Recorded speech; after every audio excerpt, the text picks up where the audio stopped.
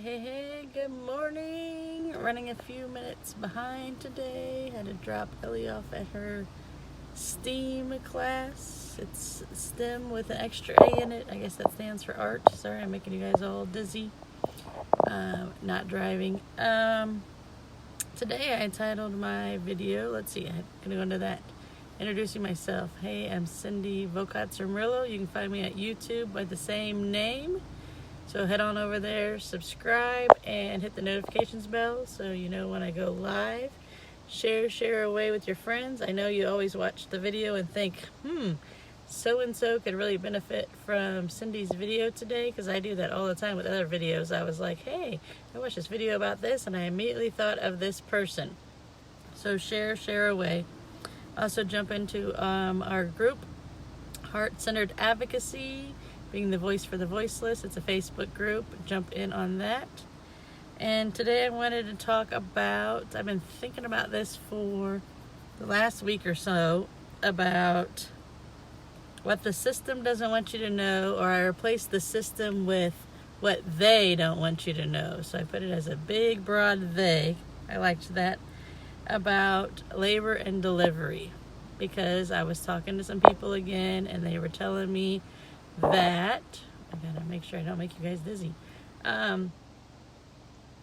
their doctors were telling them they must do this at 39 weeks, or they can't go into 40 weeks, or they're not allowed to go into spontaneous labor.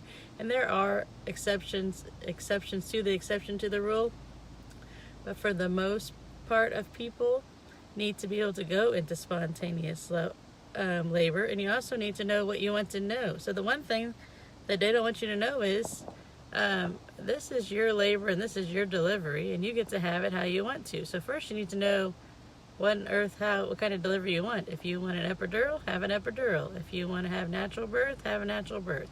If you want to be on your side, on your side. That's why a birth plan is important. But the main thing I want to talk about is, I always tell you the story, or maybe I'll remind you of the story that they always said, we have to put Ellie's induction on the calendar. The calendar fills up, the calendar fills up, the calendar fills up. They always told me these things based on liability, on insurance, and on fear.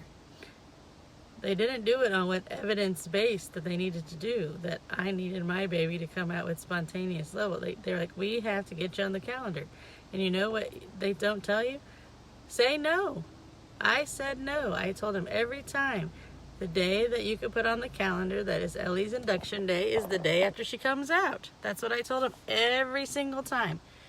Some people may hassle about you, some didn't. Mine did not, because in another story, remember, I fired my OB/GYN at 36 weeks and went to a midwife group because I was making sure that I was having the best possible scenario to have the labor and delivery that I wanted.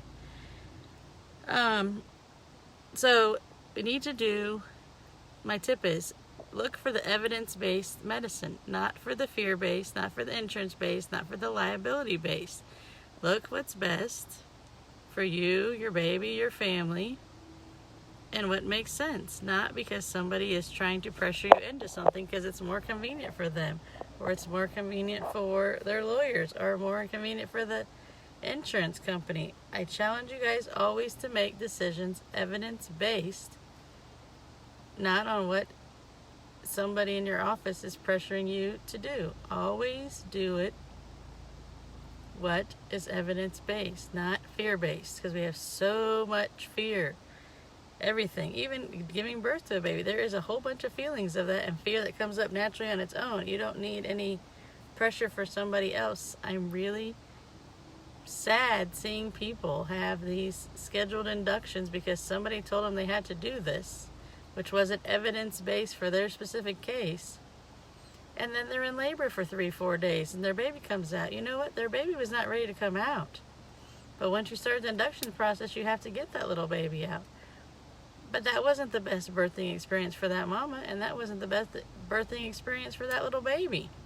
Birth is already a traumatic event anyway, usually for mother and baby, just because it's a whole process. Even if it's the best process, it's still a traumatic event. So you want to make sure that you can have the best labor and delivery you want. So that starts with saying no a lot, and doing things based on evidence-based medicine. And you know what? I didn't know this until I got pregnant and I started doing research and I started going to classes and I started doing things and asking questions about that. That I didn't just go with the flow. I chose to be the exception to the rule. Sometimes you're going to make people uncomfortable because you went left when everybody else went right. And it's okay. It's all right for you to go in a different direction. I don't know why we got stuck in the world that we had to literally swim with all the other fish. It's all right if it's best for you to go up the stream instead of down the stream with everybody else. So that is one little tip of what they don't want you to know. So I'm here every day, Monday through Friday, giving you the tips of what the system doesn't want you to know, or I replace system with what they don't want you to know. And as always, I'm going to shoot you straight and be super real with you. So see you guys all tomorrow. Bye.